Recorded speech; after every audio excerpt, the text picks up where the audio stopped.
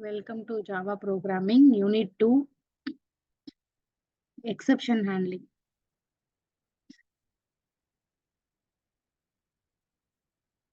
So, errors, first we'll be having as types of errors. Errors may be broadly classified into two categories. There are compile time errors. All this here, what do you mean by compile time error is when we are typing, we'll be having the mistakes like semicolon missing, brackets missing, identifiers and keywords. Instead of using equal to, we'll be using in double equal to. That changes will be there. So here types of assignment, initialization, undeclared variables, declared and it is not used anywhere. So like that it will be there. And there are two types of error, runtime error and compile time error. So when we see runtime error, we are not doing this is called as compile time error. First, what we have seen, this is two types, that is compile time error, and another thing is runtime error. So compile time error is all these what we are making the mistake unknowingly while typing the program. Now with this runtime error, so runtime error is it is caused due to the various input wrong test case failures. So there are types of error: divide an integer by 0, accessing an element, that is array. So giving an element 5 and giving a number for 6, the negative size of an array. Then incompatible string in converting invalid string to a number. Like if it is an ASCII character, then it is okay. The number will be directly converted into a number. So character out of cell like this, compile time error. So when it is compile runtime error, so in order to continue the remaining program, we have to go to this exception handling, and that is when it is in a circumstances with an exception, then this output, when an exception is occurring, then the remaining will be occurred. So hit the exception, throw the exception, catch the exception, and handle the exception. So find the problem, inform that the error has occurred. So receive an error information, take corrective action. So we'll go to common, what are the exceptions are there? Array exception, array index out of bound, array store exception, that is negative value, file not found exception, null pointer exception, number format exception, stack overflow exception. So stack, when you are inserting number, you will be having encoding error, runtime error. So when this is a normal program without an exception handling. So public class uncaught exception example, scanner function you are reading A and B value. So when an system A equal A will be hash will be printed, now value will be, suppose A is an example, 5 divided by 3 then equal to something value will be. So this is in case if the output is given as say A and 0, this is as an exception. Divide by 0 error, 10 by 0 will be, you will be getting an infinity. So that time exception should be printed. So it will be automatically printed exception in thread.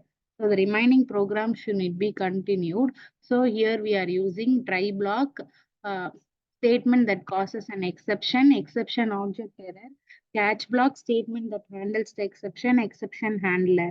So try block, what it will be doing, it will statement will be, suppose if an exception handles, what it must be done. So after try block, catch block, in between a throw exception object can be given.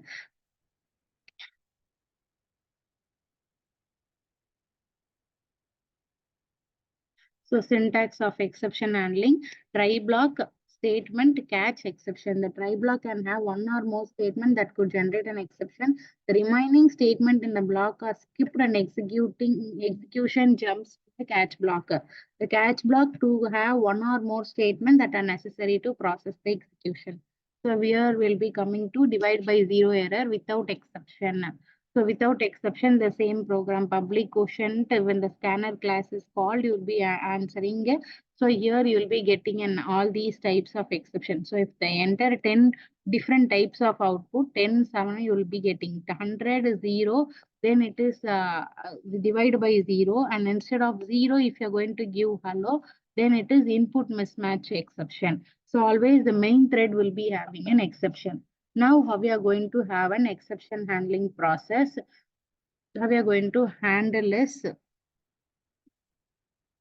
So public class, multiple catch block. Here, if it is itself, and exception handling here only we are going to perform. So here two exceptions are there. So int a of 5, int a of equal to new int of 5. So an array value is called. In that array, value is stored as 30 by 0. Here int a na 0 to 4 value. With 5 we cannot have an exception. Here itself it is one array. Then 30 by 0 is another exception. So for this multiple catch block we are going to have. So one is array is initialized with int, with the capacity of an array is only 5. But here with array of 5 the value is given. So array of 5 itself a memory space is not created.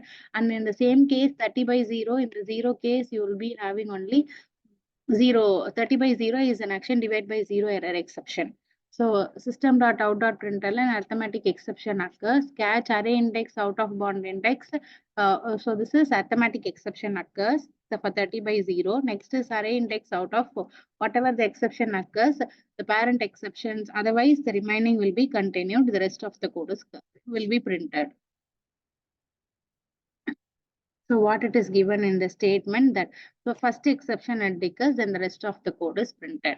So nested try within try block you will be having. So first is try block, system going to divide by 0, 39 by 0. Then for this again, for this catch block is E is executed. Another try block for A of 5, system.out.println another statement like this, your output will be printed. So this what exception handling, how the hierarchy, types of hierarchy, and finally block is again a very important. Try and catch block is there or not there, the final block will be presented. If an exception occurs or doesn't occurs, you'll be having an exception. So here 10 by 0, here exception occurs. So you will be having inside first catch block, the output will be printed. In this case, a exception will not be occurred. So here instead first catch block one output, whether the exception occurs or not, you will be having inside second finally block. And in the try block, inside second catch block will not be printed since 10 by 10 is an exception. Inside second finally block will be printed. So your output is inside first catch block. This inside second finally block, first try block, that output will not be printed. Inside second catch block will not be printed. For inside second finally block will be printed. So both finally will be printed on only the first catch of will be printed. So throwing our own exception. So directly we can throw what exception. So throw number is too. There itself, then and there in the try block itself, we can throw that is the number is too small. Then exception is occurring. So like that example using throw block. This is the usage of throw. So try has been executed for that catch. So both try and catch is also finally will be executed. Instead try itself you want to store that this is any exception. You can have a syntax of throw new throwable subclass. Thank you.